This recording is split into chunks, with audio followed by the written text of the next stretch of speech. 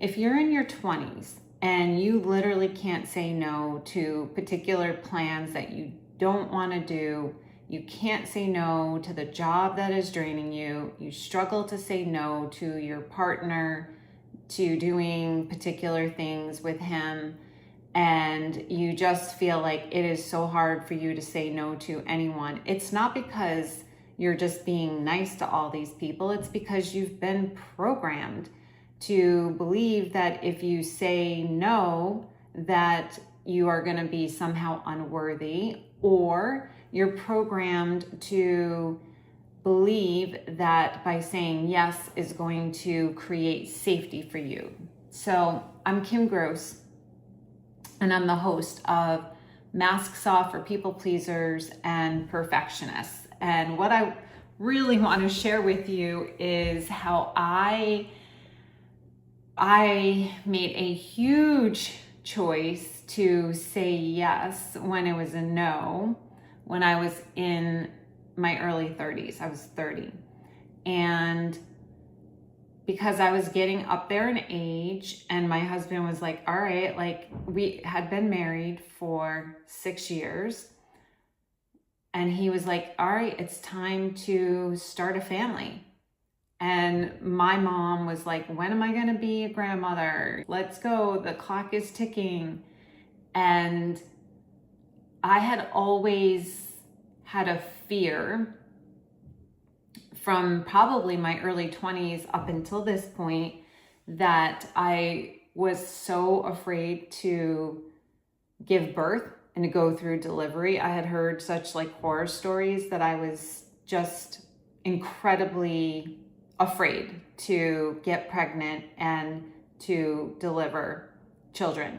And I just never also saw myself as being a mom. It's not something that I remember dreaming about when I was younger. It's not something that was a deep desire, like, oh, I just can't wait to be a mom. I would have friends that said to me that they knew, like in hindsight, they knew that being a mom was something that was so important to them, that they always wanted to be a mom and they just loved it.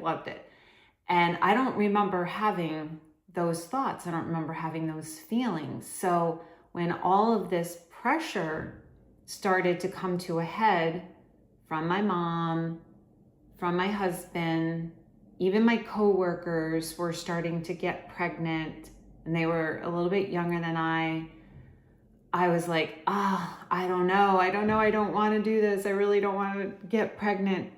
But because I was more afraid of having people be upset with me, I was more afraid of others' disapproval or disappointment, and I was more afraid of being disconnected. Like if I said no, that might make my husband really upset with me and say like, this is a deal breaker.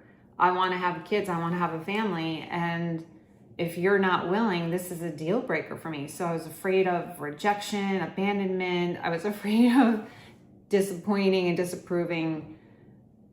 disappointing others and having their disapproval.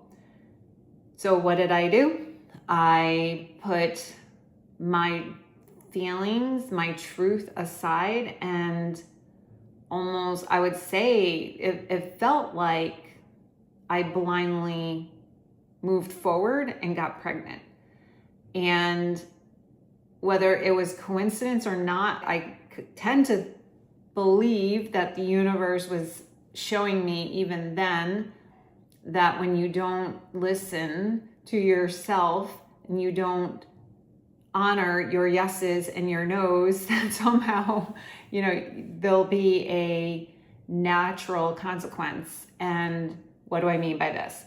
What I mean is that with both of my kids, I had very difficult deliveries. The very thing that I said I feared happened. It was even worse with the second. The first one was bad. I hemorrhaged during delivery with my first child. And then my second child, I had everything that could go wrong pretty much did. I had pre-eclampsia, which is really dangerous and scary for me and for the fetus. So my daughter had to be delivered 5.5 weeks early. I had to be induced 5.5 weeks early. So I had pre-eclampsia. My blood pressure was super high. I was swollen, puffy, didn't feel well at all. And then during delivery, I hemorrhaged again, almost died on the table. The doctor said to my mom after the fact, she's like, I can literally count on my hand how many times this has ever happened in my 25 years of being an OB. And she said to my mom, you better tell your daughter, and I will tell her as well, that she better not have any more kids. She will not survive if she has more kids. So that, thankfully, that was my second. I had a boy and then I had a girl. So it was good. I was done at that point. And so I hemorrhaged then, almost died then, was in the hospital for almost a week, went home, and 2 weeks postpartum, hemorrhaged again, had to go back in the hospital and had to have a blood transfusion. So my point is, one might say, okay, that's just all coincidence. Maybe it was coincidence, but it could also be that I didn't honor my no. It was a no for me, and I betrayed myself. I abandoned myself, and I said yes when I wasn't 100% sure it was a no. So now there were some other things that were underlying my decision. There was fear, right? So we don't want to necessarily always let fear dictate our decisions, but I could have perhaps talked with a counselor and worked through some of those fears to get to what was really the true for me. Was it that I really didn't want to have children? Or was it that I didn't want to have children because I was afraid? But I didn't even go to that place of exploring. So to bring it back to the point that I said in the beginning, which is for those of you who are in your 20s or early 30s, because I was 30 and 33 when I had my kids, and I still was wearing the people-pleasing mask. I didn't even know what I know now. So if I were to go back and tell my 20-year-old self something different, like a different way of doing it, I would want her to be aware of how much how fear was driving the bus on almost all the decisions that I made. There was such a fear of, I will also say this, that there was such a fear of loneliness, right? So I can remember as a young child, if I wasn't playing with friends at the playground, I was often alone. I spent a lot of time alone in nature, and I was fine when I was in nature, but even still, there were so many times I just played in my backyard by myself because I couldn't find my friends. I would literally get on my bike, ride around the neighborhood trying to find people. And when I couldn't find people to hang out with, or my family wasn't available, which was often, we didn't have a strong connection where I did a lot of things with my mom or my dad. I don't have a lot of memories of a lot of bonding with them. So I had this deep loneliness. And I can remember it being so strong and vivid, especially before the age of 10. That's when I can remember feeling it the most. And that was also at the age of 10, the pivotal moment in my life when I started to put on the masks of people pleasing, perfectionism, and performing. And then that started getting me validation. It was a pseudo connectedness that I was feeling, because if I was pleasing others by saying yes or doing what I thought was going to make my mom happy or other people pleased with me, that gave me a false sense of connectedness. Oh, they're happy with me because I just said yes and I did this thing. Or when I was in high school, if I was having parties at my house and the kids were all drinking at my house and they're all like, oh, isn't Kim great? Like, she's so cool. Her parents are so cool. We can go to her house and we can drink or we can smoke or whatever. It's not something I wanted to do. I didn't even want to be doing those types of things, but I wanted to be accepted. I wanted to feel connected. I wanted to fit in. I wanted to feel like I belong. And that is a deep need for all of us. We're so wired to want and desire belonging. Hey, it's Kim here, interrupting your regularly scheduled podcast episode to let you know about an opportunity to go deeper into this work. I invite you to head over to Amazon.com and pick up your copy of my book, Free to Be: A Pathway to Inner Liberation. If you are looking to unhook from people-pleasing and perfectionistic patterns, if you're looking to have a better way of identifying your patterns and then how you can unhook so you can be free to step outside your comfort zone, free to have more meaningful relationships in your life, free to be your true self without hiding behind a mask any longer. If you desire any of this, then I encourage you to pick up your copy. And if you enjoy my book as much as I loved writing it, please go on over and leave a review on Amazon. You can leave a star review or written review. Now back to your regularly scheduled podcast episode. We want to know that we belong. And so subconsciously, of course, I learned that by saying yes would give me that sense of I belong. Was it a true belonging? No, it was a false sense. It was a pseudo sense, but it seemed to work as a child. And the same thing with perfecting and performing, getting straight A's, being president of my class, going to a good college, getting into a good college, having the right zip code, having a beautiful house, having nice cars, all that stuff gave me a false sense of security. It gave me a sense that I belonged because people would validate me and praise me for it. So if you are having a really hard time feeling connected and you're feeling lonely and you're in your 20s listening to this, this is like a kind of like, wake up, girlfriend. I'm waking you up and I'm trying to shine the light on this epidemic. It's such an epidemic. I cannot tell you how many people, women in particular, struggle with saying no to others because they're so afraid. It's deeply ingrained. I just cannot emphasize enough how deeply rooted the fear is that if you say no to another person, you're so afraid that you're going to be rejected or that your worth is tied to you saying yes all the time, to being a yes person. Because again, it's like, yes, people pleasers are often team players.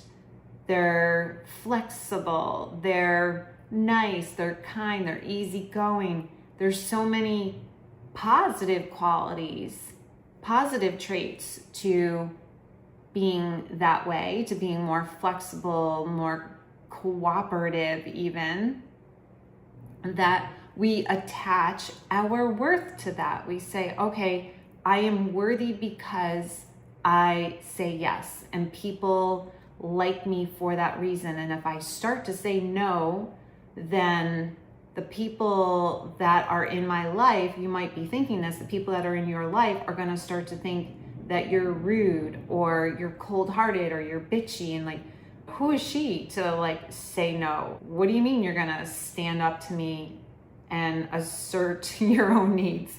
Like, I don't want that. I want what I want. I don't want this conflict. I don't want this resistance. I don't want this rub. So I'm not going to date her anymore because she's too difficult. She's high maintenance, right? Like, how many times have we heard about a guy or guys talking about girls that are high maintenance? Now, they could mean that she's just super needy. It's possible she's overly attached and she's needy and clingy. That's high maintenance. But it could also be that she is strong-willed. She's assertive. She says no when it's no. And she says yes when it's yes. And she has direct communication and has no problem speaking up and speaking her truth. That, to some guys, could be seen as high maintenance. And so if you're that type of girl, number one, you're probably not listening to this podcast, but if you are, or if you are working toward being that type of girl, it could be viewed as something that's undesirable to others, to the opposite sex. And so therefore you're like, well, how am I going to find somebody to date then? I want to settle down. I want a committed relationship, but he just wants to control me and he just wants me to be a yes person. Well, at the end of the day, I would say to you, if you're in that situation and you're just starting to date, or you're in a committed relationship and the guy that you are with is constantly trying to control you and only is happy with you when you are saying yes all the time, when you're agreeable, and then the moment that you assert yourself and you say, you know what, no, I don't really want to go out tonight. We've been going out every single weekend drinking. I'm exhausted. I just want to chill tonight and watch movies. And he's like, oh, what's wrong with you? Like, why? No, I want to go out to the bar and I want to have a good time. You're boring. You know, you just want to sit in, whatever the case is. And then you start to worry, like, okay, if I don't say yes to him, if I'm not agreeable, then he's going to be mad at me. And then he's going to not talk to me. What if he meets another girl when he's out? And then you become super insecure and you abandon yourself in that moment. And you probably will say, all right, I'll get dressed, we'll go out. And you're out when you don't want to be. And then you might end up, maybe you say, okay, well, I end up having a good time. So you justify your decision to say yes, to acquiesce to what he wants. But the truth is, your soul, your true self, your essence knows that in that moment you betrayed yourself and you made his wants, his needs, his desires more important than your own. And if you're doing it with him, you're probably doing it with your girlfriends, you're probably doing it with your parents or your siblings, you're probably doing it with your coworkers, and you're probably doing it with your boss. And you're just miserable because you're saying yes all the time and you're just trying to please the fuck out of everyone. And the last person that you're taking care of or putting first is you. And so what I am here to say is that, number one, you are worthy and you deserve to create a life that you desire where you can put yourself first. It is not selfish to take care of yourself, to put yourself first. You may have been told that it is selfish if you put yourself first, to put your needs first. I know I was told that. My mom would say to me so many times when I was a teenager that I was selfish. And all I was doing was being a teenager. I was trying to form my own independence and I was doing what was developmentally normal, which was I wanted to go be with my friends instead of wanting to spend time with her. And she wanted to spend time with me because my dad was maybe emotionally unavailable and she didn't find joy or fulfillment through being with my dad. So she tried to find it through her kids. And then I got called selfish. And that, let me tell you, did a freaking job on me. That did a number on me. That really created a deep wound of guilt, that there was something inherently wrong with me for wanting to put myself first, for wanting to do what I wanted to do, for saying what I wanted to say, or to share what I thought, felt, and believed. So it may have been that way for you as well. Someone may have guilted you at some point that it was not okay for you to put yourself first. And so you learn that if I try to put myself first, I'm going to end up lonely. I'm going to feel separate. I'm not going to feel connected to the people that I care about. And so if I want to stay in connection, if I want to belong, I very well better say yes to everyone. Yes, yes, yes. It's like, crazy, right? But what I want you to know is that you are worthy. Your worth is not dependent on you acquiescing to the wants, the needs, and the desires of others. It's just not. And you don't have to earn your worth. You don't have to prove it.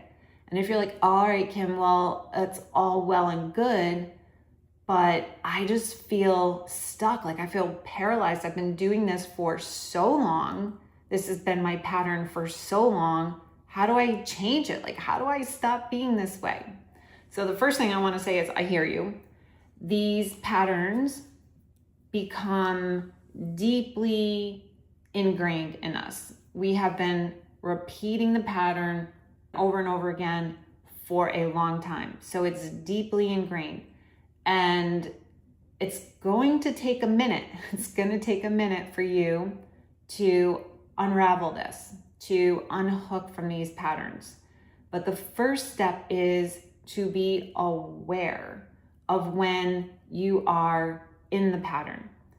And there can be so many nuances to you being in the pattern that you may not even notice or be fully aware of. And that's where I come in.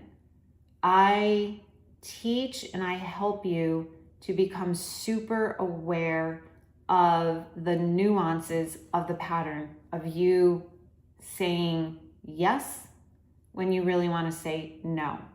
Because it's probably happening all day long. And you just don't even know it because you're on autopilot. And so you're just doing this automatically.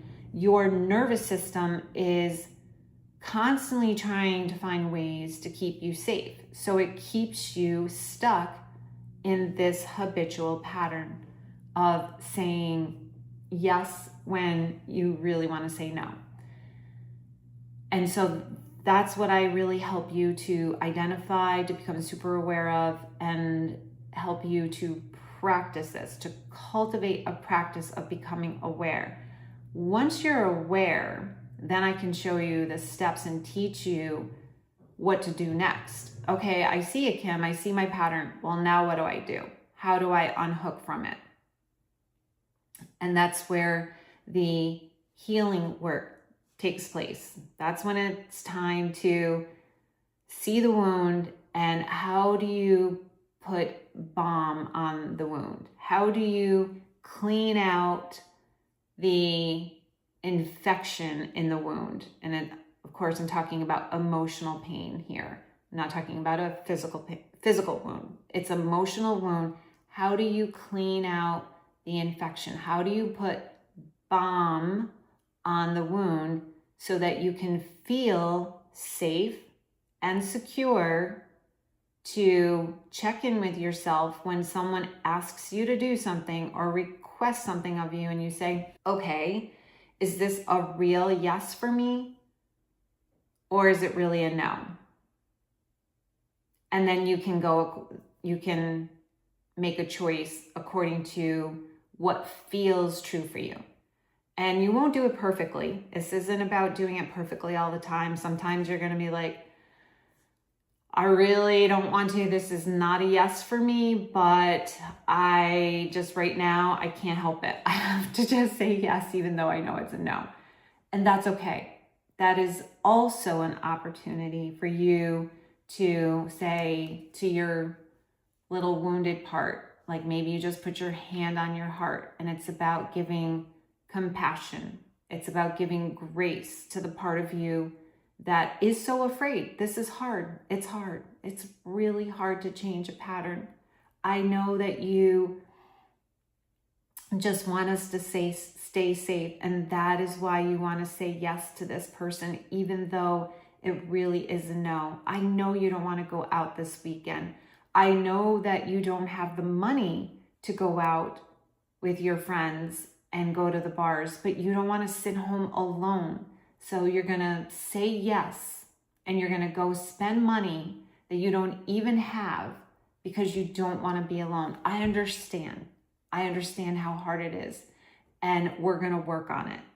So something along those lines where you just give yourself the nourishment, the gentleness, the compassion that you didn't get initially when you were a little girl, when you were told that you were wrong for saying no.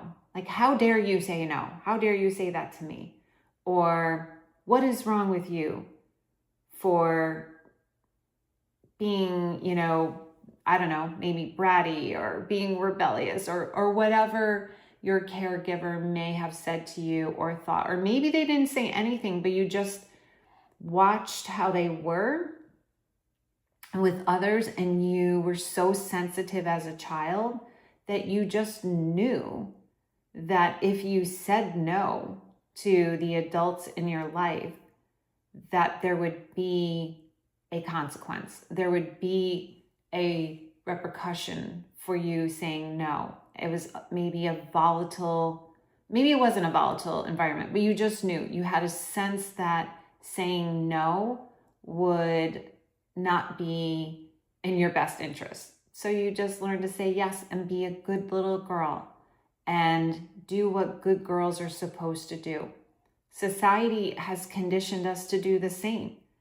And again, I go back to girls that are more assertive, outspoken.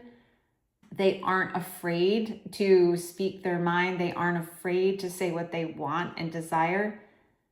They can get a bad rep sometimes. Like, who does she think she is for being that way? Man, she's out of her element. What is she thinking? You can hear the comments. So it's a way of conditioning girls to be submissive, to suppress their true desires. And so I don't want that for you.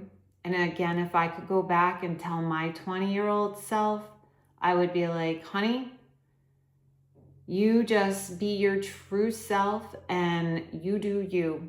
And you are worthy no matter what. You are not obligated to acquiesce to the desires of everybody else in order to be worthy. That's what I want to tell you, and that's what I would tell my 20-year-old self if I were to do it all over again. And that's what I tell my daughter, who is 23. I don't want her to suppress her true self. I don't want her acquiescing. I don't want her saying yes when it's a no. And I allowed her to speak up and say no to me. I allowed her to stand up to me. I didn't like it. It didn't feel good, but I knew I couldn't shut her down. And if I'm being 1,000% honest, there was a time when I did shut her down when she was younger, because I didn't know then what I know now. I didn't know how detrimental it was to do that to her, but I do know it. I do know it now, and I started to know it in her late teens, and I started allowing her to speak up and say no. Or if I requested something of her, I asked her to help me with something, I would say, are you sure? Are you sure that you want to do this and you can do this? You don't have to do this if you don't want to. Like, I gave her permission to say no. It was so important. And that is what I'm here to say to you as well.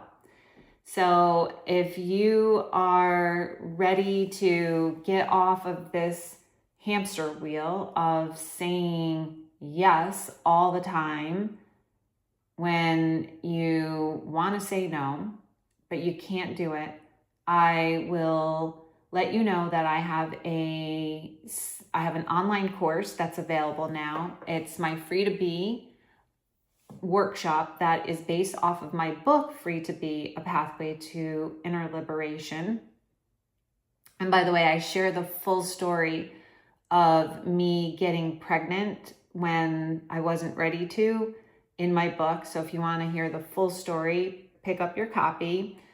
But also my online course is available. It's on my website, kimgrosscoaching.com. And the price of the course, honestly, is less than probably what you would spend a whole month at Starbucks. So if you're one who goes to Starbucks, or even going out on the weekends for a month, if you were to save that money, you would be able to get the course and just think about the outcome and how much the course can help you. Hey, Kim Gross here. Thank you so much for tuning into this episode of Masks Off for People Pleasers and Perfectionists.